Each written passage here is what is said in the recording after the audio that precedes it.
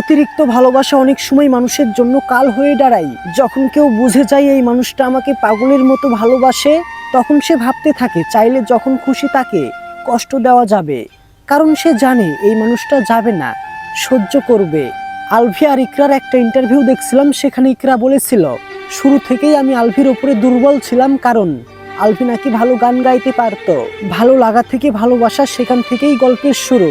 কিন্তু সেই ইন্টারভিউতে একটা জিনিস আমার চোখ এড়িয়ে যায়নি, ওরা প্রথম কবে দেখা করেছে, কত মাস প্রেম করেছে, এমনকি বিবাহ বার্ষিকীর তারিখ একটাও আলভি সঠিকভাবে উত্তর দিতে পারেনি। ইকরা তখন হেসে বলেছিল ওর আসলে কোনো স্পেশাল ডেট মনে থাকে না, কিন্তু সেই হাসির ভিতরে লুকানো কষ্ট স্পষ্ট ছিল। কারণ একজন নারীর কাছে কিছু তারিখ শুধু ক্যালেন্ডারের সংখ্যা না, এগুলো স্মৃতি, আবেগ, গুরুত্ব পাওয়ার অনুভূতি। ভালোবাসা তখনই সুন্দর যখন দুই পাশ থেকে সমান টান থাকে। এক পাশ যদি শুধু দিতে থাকে আর অন্য পাশ যদি শুধু নিতে থাকে, তাহলে সেটা অভ্যাস হয়ে যায়, আর সেই অতিরিক্ত ভালোবাসাই ধীরে ধীরে কষ্টের কারণ হয়ে দাঁড়ায়।